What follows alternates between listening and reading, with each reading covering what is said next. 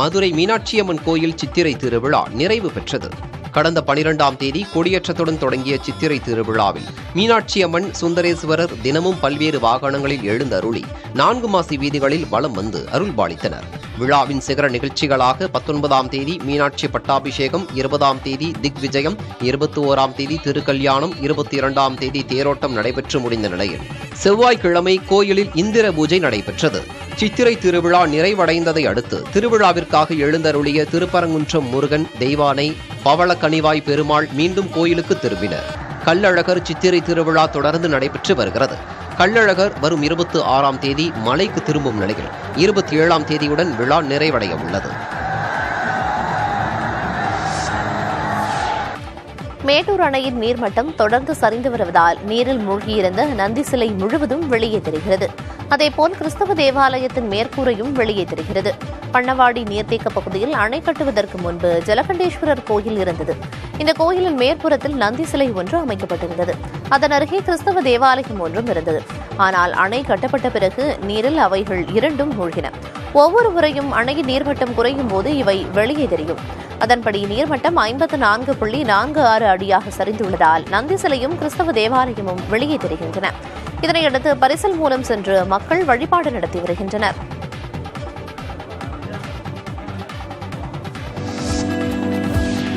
கோடை வெயிலின் தாக்கத்தை தணிக்க பழனி கோயில் யானை கஸ்தூரி நீச்சல் குளத்தில் ஆனந்த குளியலிட்டு மகிழ்ந்தது. பழனியில் கடந்த சில நாட்களாக வெயிலின் தாக்கம் அதிகரித்து வருகிறது. பகலில் வாட்டி வதைக்கும் வெயிலை சமாளிக்க முடியாமல் மனிதர்கள் மட்டுமின்றி விலங்குகளும் சிரமப்படுகின்றன. இந்நிலையில் காரமடை தோட்டத்தில் 5 ஆண்டுகளுக்கு முன்பு பழனி கோயில் யானை கஸ்தூரிக்காக நீச்சல் குளம் ஒன்று அமைக்கப்பட்டது. அதில் நீச்சல் அடித்தும் தண்ணீரை பீச்சியடித்தும் யானை ஆனந்த குளியல் போட்டது. கோடை வெயிலின் தாக்கத்தை தணிக்க கஸ்தூரி யானையை நாள்தோறும் 2 வேளையும் குளிக்க வைத்து வருகின்றனர்.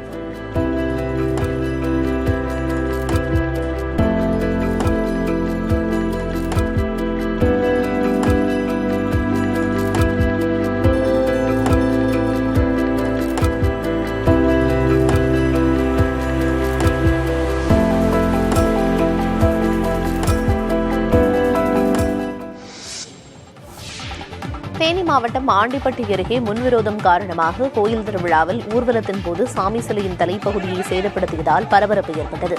ஆண்டிப்பட்டி வைகை அணை சாலையில் அமைந்துள்ள முத்தாலம்மன் கோயிலில் சித்திரை திருவிழாவின் ஒரு பகுதியாக சாமி ஊர்வலம் நடைபெற்றது. இப்பகுதியில் ஒரே சமூகத்தைச் சேர்ந்த 2 பிரிவினரிடையே இருந்த முன்விரோதம் காரணமாக ஊர்வலத்தின் போது சாமி சிலையின் தலைப்பகுதி உள்ளிட்டவைகளை சிலர் சேதப்படுத்தியதாக தெரிகிறது. இதனால் 2 பிரிவினரிடையே கடும் வாக்குவாதம் ஏற்பட்டு சாலை மறியல் போராட்டமாக மாறியது. நிகழ்விடத்திற்கு வந்த காவல்துறையினர் சாமி சிலையை சேதப்படுத்தியதாக கூறப்படும் 2 பேரை விசாரணைக்கு அழைத்துச் சென்றனர். போராட்டத்தில் ஈடுபட்டவர்களிடம் சமாதான பேச்சுவார்த்தை நடத்தி கலைய வைத்த நிலையில் அப்பகுதியில் தீவிர பாதுகாப்பு பணியில் ஈடுபட்டுள்ளனர்.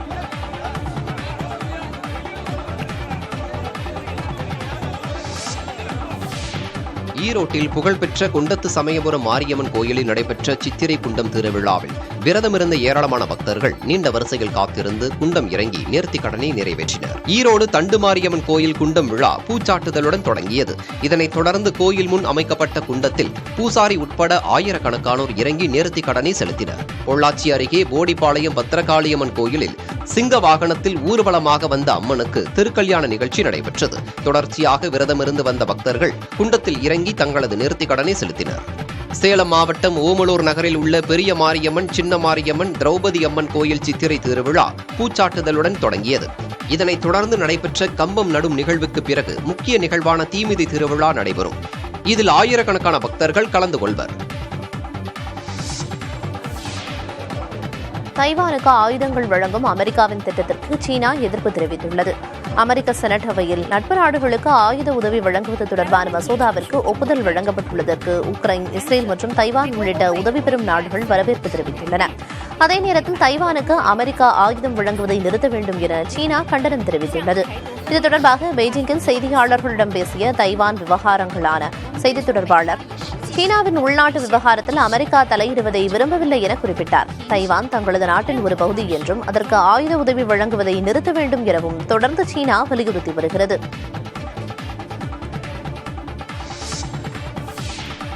சீன கம்யூனிஸ்ட் கட்சியின் பிரதிநிதிகள் குழுவினர் இலங்கையின் தேசிய மக்கள் சக்தியின் தலைவர் அனுரகுமார திசநாயக்கேவை சந்தித்து பேசினர்.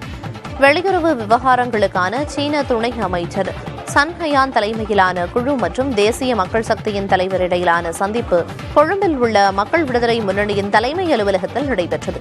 இந்த சந்திப்பின் போது இலங்கையில் தற்போதுள்ள அரசியல் சூழல், வரவிருக்கும் தேர்தல் போன்ற விவகாரங்கள் குறித்து விரிவாக பேசப்பட்டதோடு தேர்தலை எதிர்கொள்ள மக்கள் விடுதலை முன்னணியின் ஏற்பாடுகள் குறித்து சீன குழுவிடம் எடுத்துரைக்கப்பட்டது. சீன குழுவினருடனான சந்திப்பில் தேசிய மக்கள் சக்தியின் நாடாளுமன்ற உறுப்பினர்கள் விஜித் ஹெராத், ஹரிணி அமரசூர்யா மற்றும் தேசிய மக்கள் சக்தியின் சுனில் ஹதுனைதி, பேராசிரியர் அனில் ஜெயந்த ஆகியோரும் பங்கேற்றனர்.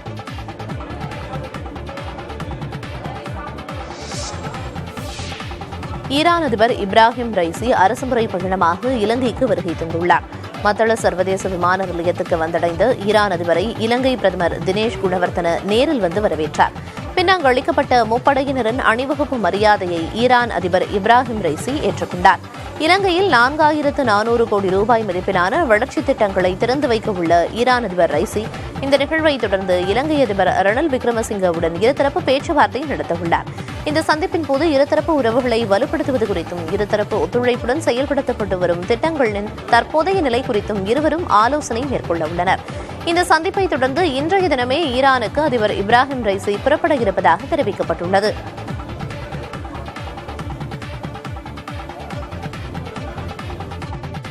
அருண் விஜய் நடிக்கும் அடுத்த படத்திற்கு ரெட்ட தல என தலைப்பு வைக்கப்பட்டுள்ளது. அண்மையில் அருண் விஜயின் மிஷன் சாப்டர் 1 திரைப்படம் வெளியாகி நல்ல வரவேற்பை பெற்றது. அடுத்ததாக அவர் வணங்கான் திரைப்படத்தில் நடித்து முடித்துள்ளார். பாலா இயக்கத்தில் எடுக்கப்பட்டிருக்கும் இந்த திரைப்படம் விரைவில் திரையரங்குகளில் வெளியாகும் என எதிர்பார்க்கப்படுகிறது. இந்நிலையில் அருண் விஜய் தற்போது ரெட்ட தல எனும் திரைப்படத்தில் நடிக்க இருக்கிறார். மான் கராத்தே, கெத்து திரைப்படங்களை எடுத்த கிரிஷ் திருக்குமரன் இந்த படத்தை இயக்குகிறார். அருண் விஜய் 2 வேடங்களில் நடிக்கும் இந்த படத்தின் போஸ்டர் வெளியாகி கவனத்தை பெற்றுள்ளது. அரியலூரில் 1300 ஆண்டுகள் பழமையான பல்லவர் கால சிற்பம் கண்டெடுக்கப்பட்டுள்ளது. பெரியார் சமத்துவபுரம் பகுதியில் பழங்கால சிலை ஒன்று இருப்பதாக வந்த தகவலை அடுத்து வரலாற்று ஆய்வு மையத்தைச் சேர்ந்த அதிகாரிகள் ஆய்வு செய்துள்ளனர். இந்த சிலை பல்லவர்களின் காலத்தை சேர்ந்ததாக இருக்கக்கூடும் என தெரிவித்த ஆய்வாளர்கள் முழுமையாக ஆராய்ந்த பிறகு அனைத்து விவரங்களும் தெரியவரும் என கூறியுள்ளனர்.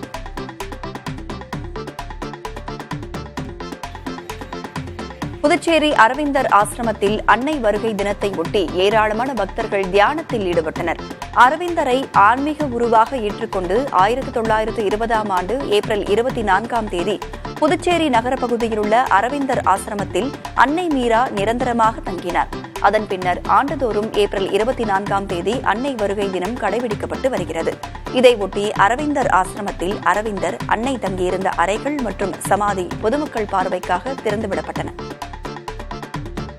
காஞ்சிபுரம் மாவட்டம் மணிமங்கலத்தில் சட்டவிரோதமாக மது விற்பனை செய்த நபர் மீது நடவடிக்கை எடுக்காமல் இருக்க பணம் கேட்டு மிரட்டிய புகாரில் 3 காவலர்கள் பணியிடை நீக்கம் செய்யப்பட்டுள்ளனர். சாலமங்கலம் பகுதியில் பெருமாள் என்பவர் சட்டவிரோதமாக மது விற்பனை செய்துள்ளார். அவர் மீது வழக்கு பதிவு செய்யாமல் இருக்க 50,000 ரூபாயை கேட்டு காவலர்கள் 3 பேர் மிரட்டியுள்ளனர். ஆனால் பணம் தர மறுத்ததால் பெருமாளை சரமாரியாக தாக்கியுள்ளனர். இதில் காயமடைந்த அவர் மருத்துவமனையில் சிகிச்சை பெற்று வருகிறார். இந்நிலையில் தாக்குதல் நடத்திய காவலர்கள் 3 பேரை பணியிடை நீக்கம் செய்து தாம்பரம் மாநகர காவல் ஆணையர் அமல்ராஜ் உத்தரவிட்டுள்ளார்.